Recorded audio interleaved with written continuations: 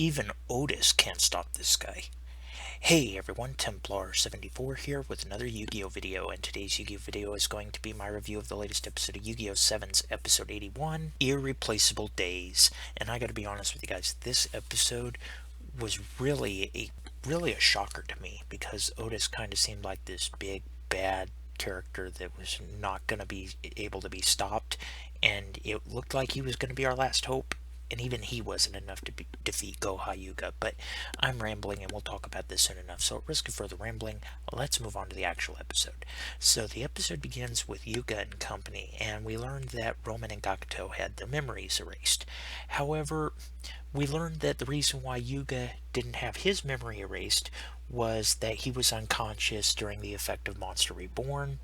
And we also saw that Rook was unaffected because it wasn't his monster that was used in the ritual with Monster Reborn. Basically, when a Rush Duel monster is destroyed and it's brought back with Monster Reborn, and it's the most important card in the deck, it causes people's memories to be erased, which is why it's a forbidden card. So the mission is on to reuse Monster Reborn to reset everything. However, Go Hyuga, we learned from the other Goha siblings, has already taken all the Monster Reborn cards, so really the only way now is to stop Go Hyuga. And just when we realize that this is how we stop him, Go Hyuga reveals himself. He's at the resting place of the relic, and he's going to duel Otis. He forces Otis to come out. He basically is like, hey, listen, I know what your plan is. Your plan was to take away dueling from the adults, hand it back to the children, and thus make everybody happy. And he used the Rush Duels as a mean to this end, and he's bound, determined that he's going to stop him.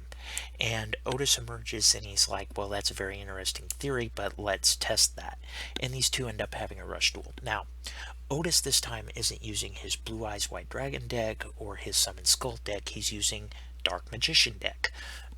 So Dark Magician is of course the most important card in that deck, and Go Hyuga is trying desperately to destroy this thing, and Otis reveals that he already knows about Monster Reborn, and so he's bound determined to not let let Dark Magician fall on the grave so that Monster Reborn can be used to revive it and his memories can be wiped. And for a while he does a pretty good job, but he makes a mistake. He lets Go Hyuga survive one turn too many when he had the ability to just summon a third monster and just destroy Go Hyuga. He doesn't do it. He leaves him with 100 attack points with Dark Magician Girl and Dark Magician on the field. Big mistake. Go Hyuga is able to send Dark Magician to the grave, then he activates Monster Reborn, thus wiping Otis's memories as he destroys Otis, and that is essentially the episode. I was not expecting the conclusion that we got out of this episode, to be honest. Otis is my favorite character in Yu-Gi-Oh! 7's, and to see him lose like this was just kinda... It was great to see him actually duel 100%, not hold anything back, but even that wasn't enough. Yeah, so I'm really curious as to what Go Hyuga's ultimate aim is going to be, and who's ultimately going to be the one to stop him.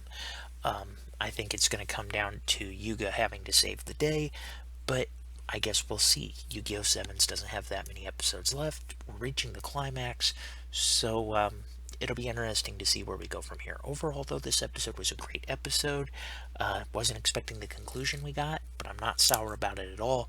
Overall, I give this episode an 8.5 out of 10. It was a pretty great episode, not gonna lie. But as always, those are just my thoughts, and as always, I want to hear yours. So in the comment section down below, let me know what your guys' thoughts were about this week's episode. Did you love it? Did you hate it? Did you think it was just there? What are your thoughts? Just let me know in the comment section down below, because as always, I enjoy hearing from you. Alright everyone, as always, Templar74 signing off. Have a great day everybody, and I'll talk to you all next time. Goodbye everybody.